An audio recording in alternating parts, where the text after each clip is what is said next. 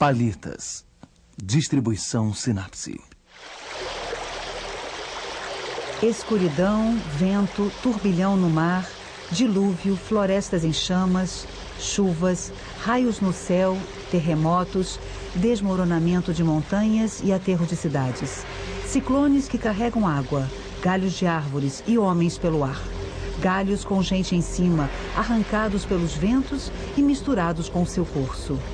Árvores rachadas, carregadas de gente, barcos despedaçados que se chocam contra os recifes.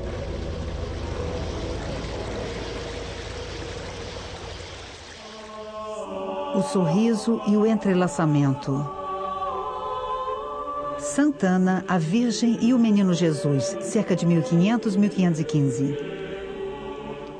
Leonardo da Vinci, 1452, Amboise, 1519. Museu do Louvre, Paris.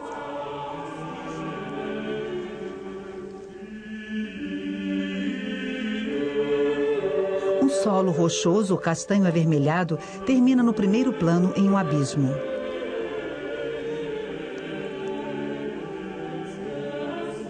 A paisagem exibe picos de montanhas, geleiras e vales para onde correm as águas.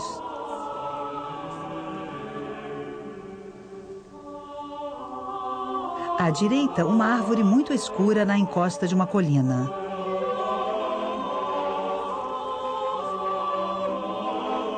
No centro, Santana.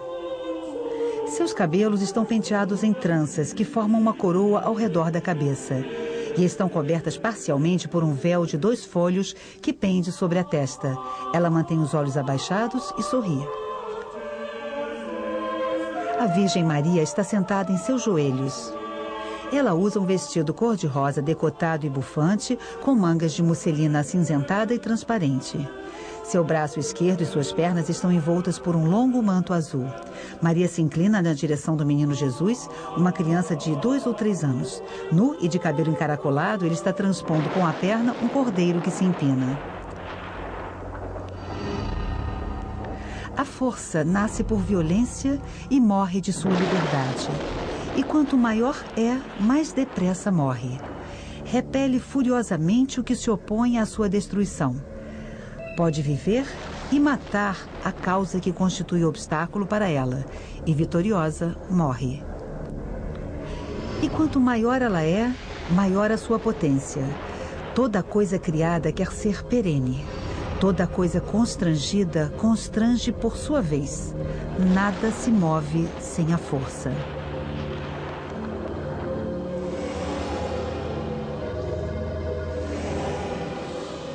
Leonardo começou a sua carreira de pintor por volta de 1472, no ateliê de Verrocchio, em Florença.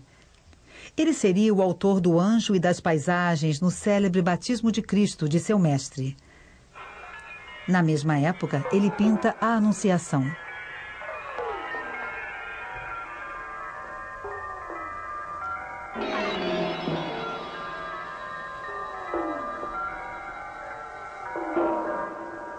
Ele se destacou como retratista. Diversas Madonas lhe foram atribuídas, mas sem certeza. Ele inicia a adoração dos magos, que jamais chegaria a concluir. Ele troca a Toscana por Milão, onde se põe ao serviço de Ludovico o Mouro. Pinta a Dama com o Arminho e uma primeira versão de A Virgem dos Rochedos, provavelmente a que se encontra no Louvre hoje em dia. Em 1495, ele inicia a ceia para o refeitório de Santa Maria delle Grazie. Com a queda de Ludovico, Leonardo parte para Mântua, onde inicia um retrato de Isabella d'Este. De volta a Florença, prepara a Batalha de Anghiari para o Palazzo Vecchio. Destruído, restam apenas esboços preparatórios e uma cópia feita por Rubens.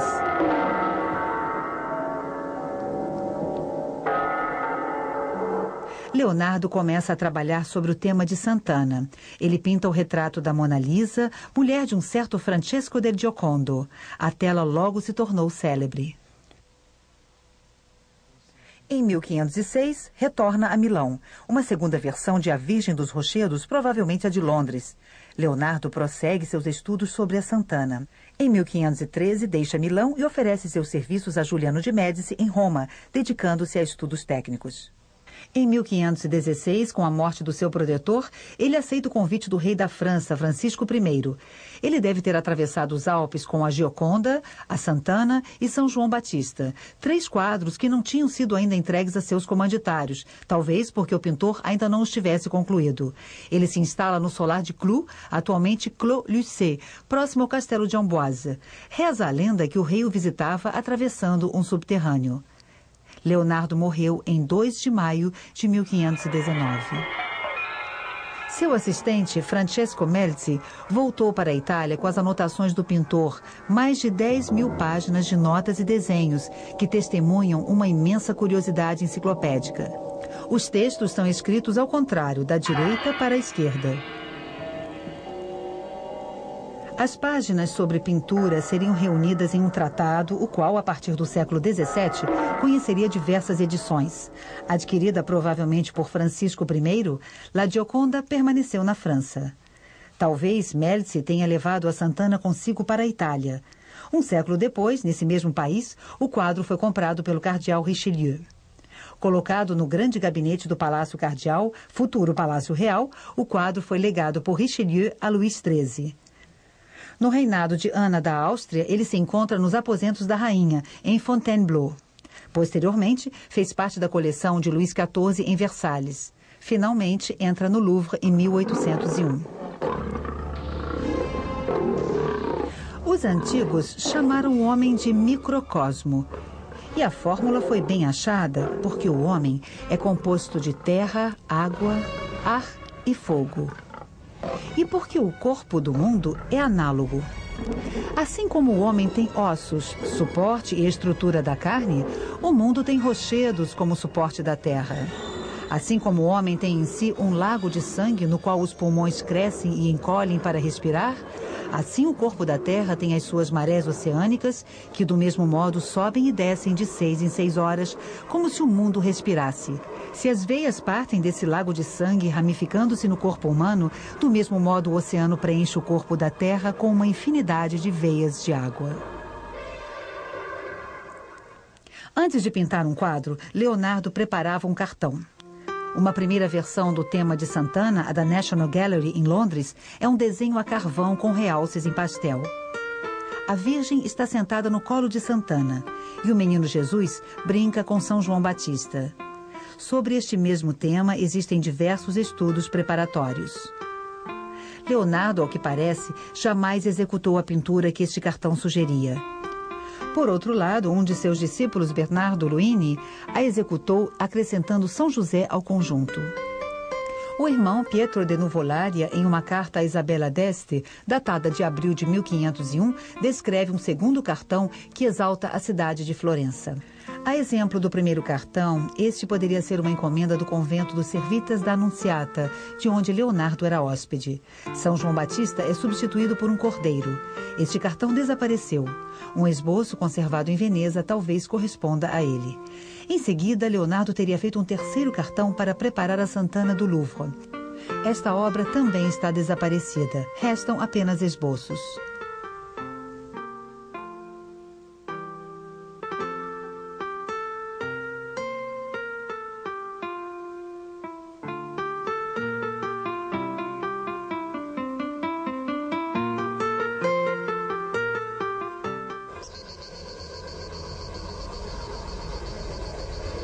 A pintura se aplica a todas as funções do olho, que são em número de 10.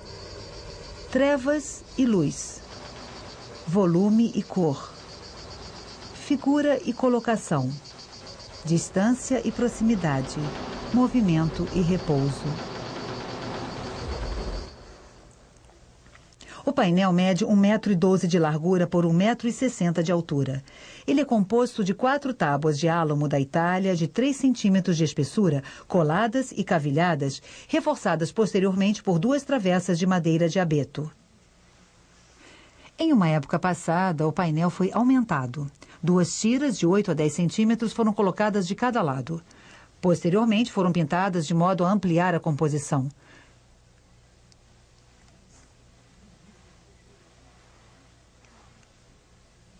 Hoje em dia, as duas tiras laterais estão ocultas pela moldura. As tábuas deformaram e apresentam uma ligeira convexidade que aparece nitidamente em luz baixa. Uma fissura considerável cruza o rosto de Santana.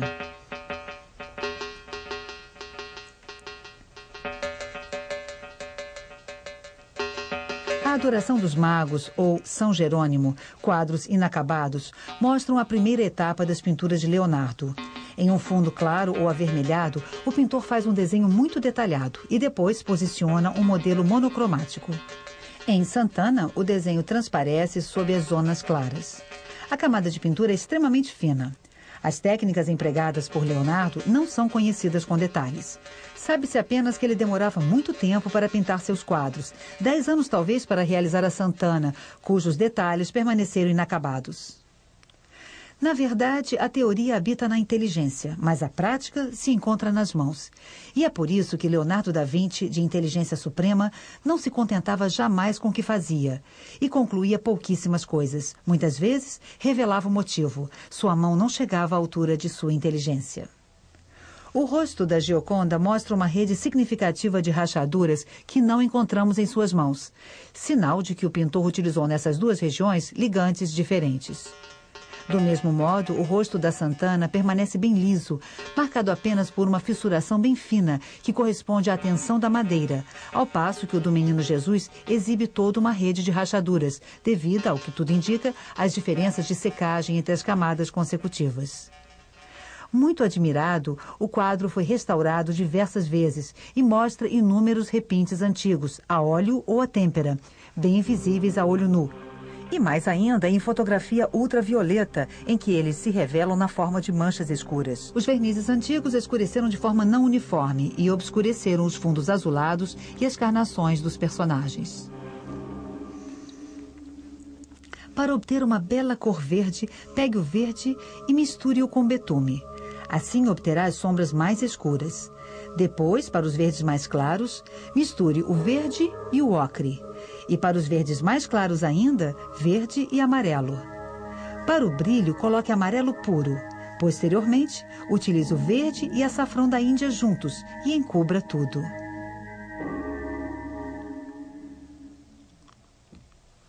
O quadro se divide em duas zonas cromáticas encaixadas. A das cores quentes, as carnações dos personagens, suas vestes, o solo da paisagem próxima. A das cores frias, o céu, as montanhas, a água, o manto da Virgem. A gama cromática é restrita. Cores frias, carnações e cores quentes formam sistemas limitados, porém rigorosos.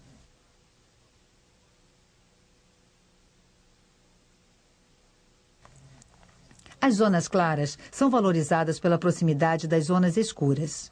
A árvore e o céu, o rosto de Santana e seu toucado, o ombro da Virgem e seu cabelo castanho, o rosto do Menino Jesus e o último plano.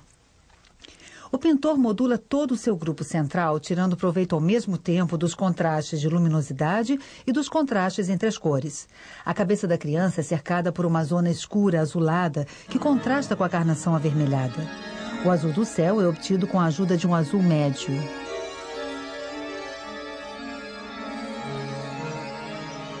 As carnações dos personagens pelo clareamento do vermelho.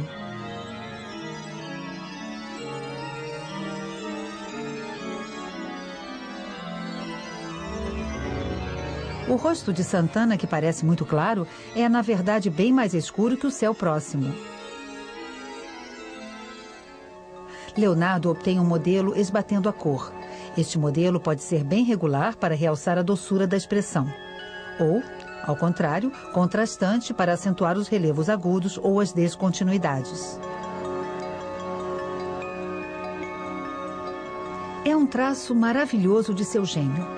Desejoso de dar o máximo de relevo àquilo que fazia, ele buscava as sombras mais densas e os fundos mais escuros por intermédio do preto, resultando em sombras mais escuras e se mostrando cada vez mais escuras para que, por contraste, os claros pareçam mais luminosos. Só que, deste modo, ele chegava a tons tão escuros que o conjunto parecia feito mais para imitar a noite do que as nuances da luz do dia. No entanto, ele fazia tudo isto para dar mais relevo e atingir o fim e a perfeição da arte. O ar está repleto de infinitas linhas retas e radiosas, entrecruzadas e tecidas, sem que uma nunca se sirva do percurso da outra, e elas representam para cada objeto a verdadeira forma de sua razão.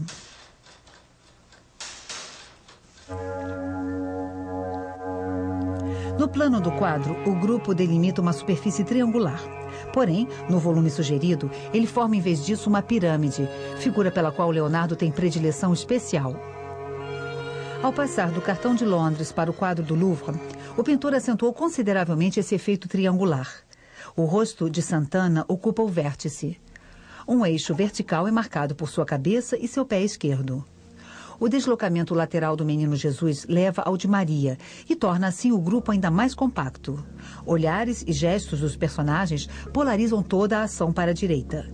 O grupo parece em um equilíbrio instável em torno do eixo representado por Santana. Acredita-se ser possível identificar várias elipses ou vários círculos no emaranhado de formas. O olho tem dificuldade em delimitar os personagens, cujos membros parecem permutáveis. Os ombros de Maria e de Santana se confundem. O braço da Virgem poderia muito bem pertencer a Santana. Suas pernas podem se confundir. Do mesmo modo, a pata do cordeiro está em continuidade com a coxa do Menino Jesus. Entre o momento em que Leonardo executa seu cartão e aquele no qual ele pinta o quadro, outros pintores abordaram o mesmo problema formal. Em seu Tondodone, Michelangelo localiza a Sagrada Família em um círculo e cria um emaranhado restrito de formas em movimento. Em seu A Madonna com o Cordeiro, Rafael exprimiu a torção das figuras em proveito do fato pitoresco que cerca o cordeiro. Leonardo, preocupado com a originalidade, encontraria uma outra solução. Posteriormente, muitos outros pintores o imitariam.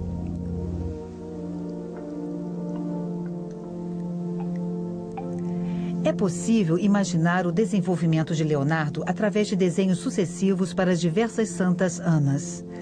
As figuras se aproximam, se superpõem, se ligam, se confundem. No quadro, essa confusão foi concluída. Uma série de curvas que se encadeiam umas nas outras, formando uma espécie de entrelaçamento dinâmico.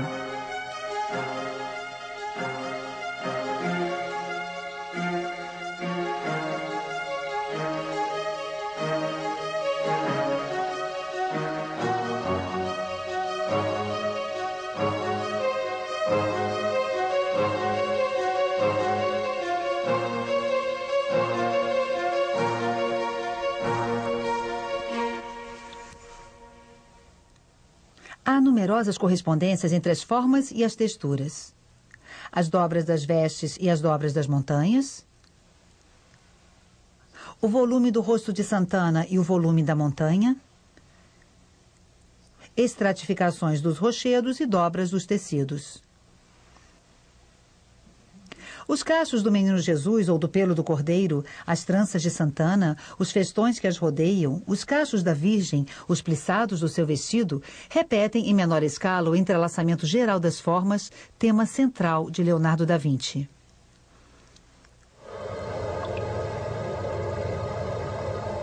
Se você contempla os muros maculados por manchas informes ou feitos de pedras variegadas, com o propósito de imaginar alguma cena, encontrará neles paisagens de montanhas, rios, rochedos, árvores, planícies, grandes vales e colinas de todos os tipos.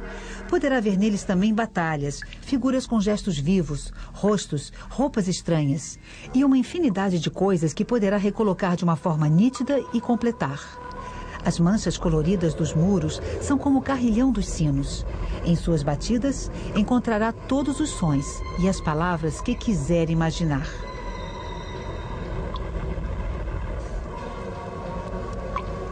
A figura de Santana, mãe da Virgem Maria, rara no século XIV, se propaga na Toscana do século XV. Em Masaccio, é uma mulher idosa. Ela predomina sobre a Virgem que está sentada no seu colo.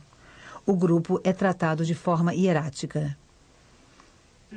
Em Leonardo da Vinci, as duas mulheres não aparentam diferença de idade. Todo o hieratismo desapareceu. A ternura de Santana envolve Maria como esta envolve seu filho com seus braços. A criança foge por entre as pernas da mãe como para simbolizar um nascimento. Ele pisa na terra para mostrar que se reúne à humanidade. Entre os antigos hebreus, matava-se o cordeiro como um sacrifício para Deus. O Cristo que morre na cruz e que assume todos os pecados do mundo é qualificado como Cordeiro de Deus. Os traços juvenis e a fragilidade do animal são destacados. Tentando pular por cima dele, Jesus tortura um pouco o cordeiro. Brincando com o animal, ele imita a futura cena de seus próprios sofrimentos e de sua condenação à morte. Maria, talvez consciente do destino de seu filho, tenta detê-lo. Outro elemento de mistério, os rostos. Neles se encontra a doçura dos personagens de Leonardo da Vinci. A conquista de um tipo de fisionomia pessoal e carregada de implicações filosóficas é característica dos pintores do Renascimento florentino. Botticelli, Michelangelo, Rafael procuram obter através do rosto uma espécie de ideal platônico de beleza. Em Da Vinci, soma-se outra característica, o sorriso. O sorriso da Virgem dos Rochedos, do anjo, da dama com o arminho, de São João Batista que sorri apontando o céu, da primeira Santana que também aponta o céu, da Mona Lisa. Um sorriso apenas sugerido, permitido unicamente por esta posição dos lábios e que inscreve a boca e os olhos em um círculo perfeito.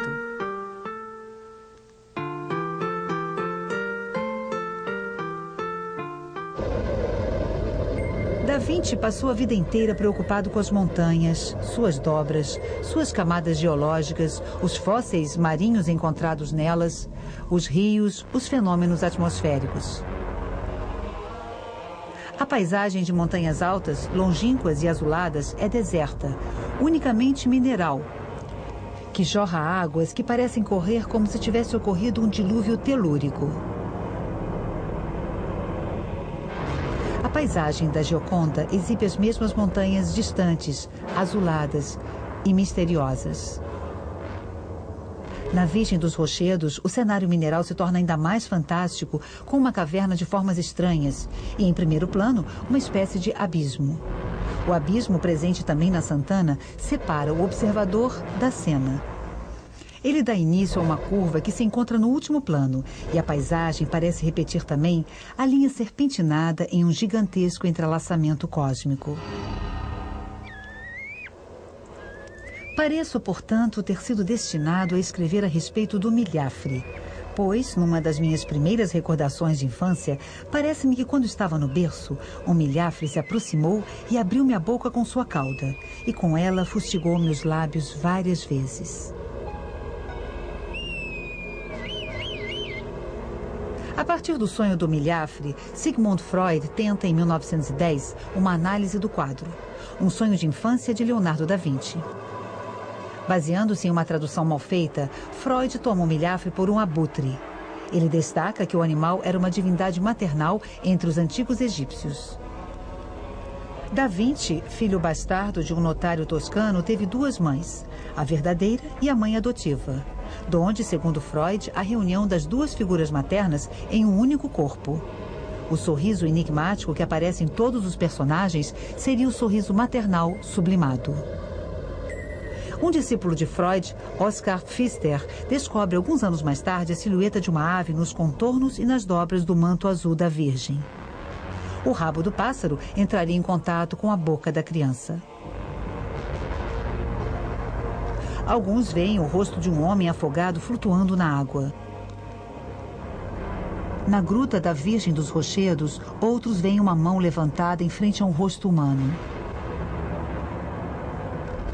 O autor repara no contorno das pedras colocadas ao pé de Santana. Muito trabalhada, uma dentre elas, uma espécie de ágata, evocaria a forma de um feto. Tanto as interpretações como as críticas podem ser defendidas a partir das anotações do próprio Da Vinci. Quase sempre, o pintor se mostra inimigo de todo o esoterismo e preocupado, sobretudo, com a observação e a experimentação científica. Entretanto, às vezes, ele é fascinado por imagens fantásticas e valoriza as profecias, as deformações caricaturais, as anamorfoses.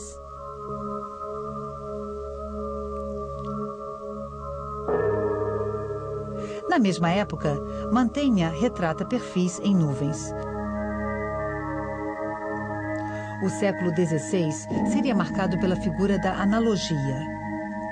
Paisagens antropomórficas, cabeças compostas, grotescas, engendrando, na orla do barroco, toda uma estética da ambiguidade.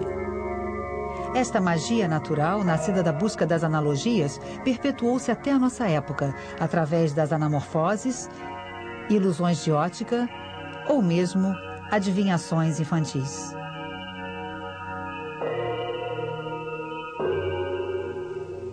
Sensibilizado pela profusão dessas imagens indeterminadas, o olhar moderno se torna mais desconfiado em relação às imagens antigas. Mas ninguém pode afirmar nos tempos atuais, com certeza, se Leonardo da Vinci escondeu voluntariamente imagens secretas em seu quadro. A evolução intelectual de da Vinci está, sem dúvida, na origem dessa ambiguidade.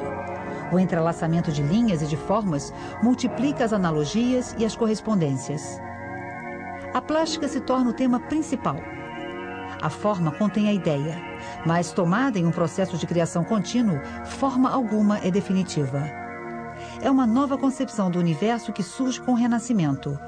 Ao mundo hermético se sucede um mundo infinito, de formas fechadas, de formas abertas, o que talvez explique a falta de conclusão da maior parte dos trabalhos do pintor.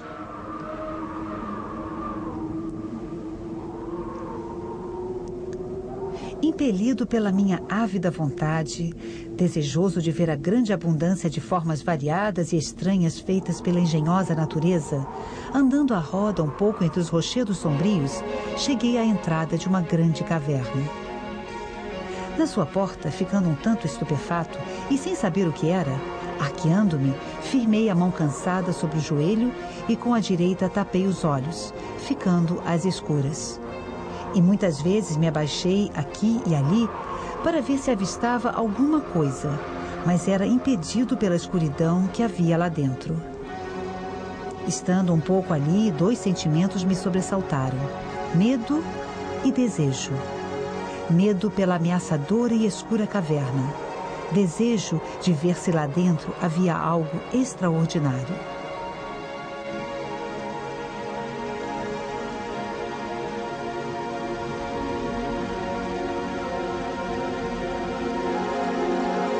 Versão brasileira Audio News.